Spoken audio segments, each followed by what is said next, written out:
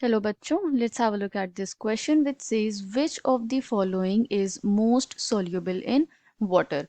Options are MnS with Ksp value 8 into 10 raised to the power minus 37, BiS3 with Ksp equals 1 into 10 raised to the power minus 70, ZnS with Ksp 7 into 10 raised to the power minus 16 or Ag2S with Ksp 6 into 10 raised to the power minus 51। यहाँ हमें चार compounds provided हैं जिनकी Ksp value हमें given है। इसमें हमें figure out करना है कौन सा कंपाउंड सबसे ज़्यादा सॉल्यूबल होगा वाटर में। So the key concept here is relation between Ksp, which is solubility product, and solubility। तो solubility प्रोडक्ट के वैल्यू के बेसिस पे हम solubility प्रिडिक्ट करेंगे इन कंपाउंड्स की वाटर में। ठीक है, तो सबसे पहले हम KSP समझ लेते हैं क्या होता है, which is solubility product denoted by KSP। तो ये क्या डिनोट करती है, this describes the solubility product describes the equilibrium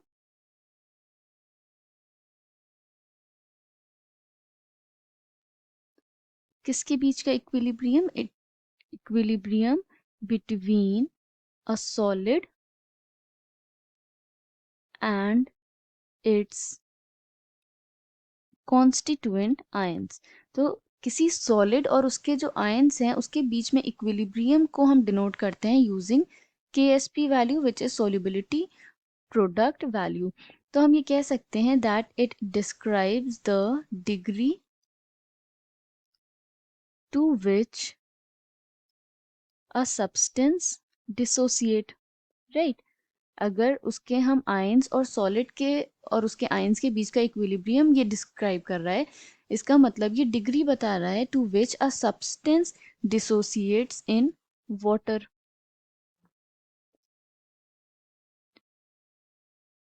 और ये वैल्यू क्या डिनोट करती है, दिस डिनोट्स सॉल्युबिलिटी। तो इसका मतलब क्या हुआ कि जितनी ज़्यादा सॉल्युबिलिटी होगी, higher the solubility product value होगी, higher the KSP value, greater will be the solubility।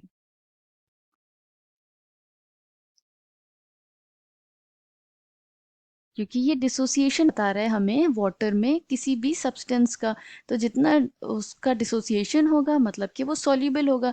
तो जितनी ज़्यादा वैल्यू होगी KSP की उतनी ज़्यादा सॉल्युबिलिटी होगी। KSP वैल्यू को हम डिनोट कैसे करते हैं, फॉर एग्जांपल हमारे पास एक कंपाउंड है which is AX and BY। Okay, इसका डिसोसिएशन हो रहा है, इसके डिसोसिएशन से हमें क्या मिलेगा, क्रॉस मल्टीप्लिकेशन रूल के अकॉर्डिंग इसके चार्जेस क्या होंगे, A will have Y plus charge and B will have X plus charge। Okay, और कोफिशिएंट्स क्या होंगे इसके, coefficient will be XA and YB। Okay, तो KSP वैल्यू हम कैसे डिनोट करेंगे, KSP is the product of molar concentration of ions. तो molar concentration of ions हम देख लेते हैं,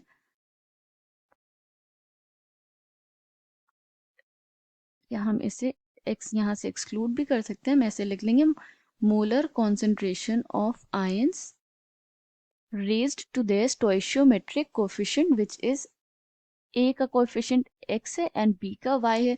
तो ये फॉर्म हो गई KSP equation of the compound AX and BY। अब हम इक्वेशन में देख लेते हैं कि वैल्यूज क्या प्रोवाइडेड है हमें। MnS की KSP वैल्यू हमें गिवन है 8 into 10 raised to the power minus 37। B compound क्या है, BI2S3 इसका KSP क्या है? It has KSP of 1 into 10 raised to the power minus 70. C का वैल्यू क्या है? C is ZnS with KSP equals to 7 into 10 raised to the power minus 16, and D क्या है? Ag2S with KSP equals to 6 into 10 raised to the power minus 15.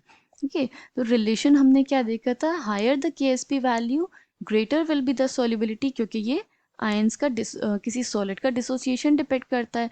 तो सबसे ज़्यादा higher value क्या होगी अगर हम ये इसमें देखें?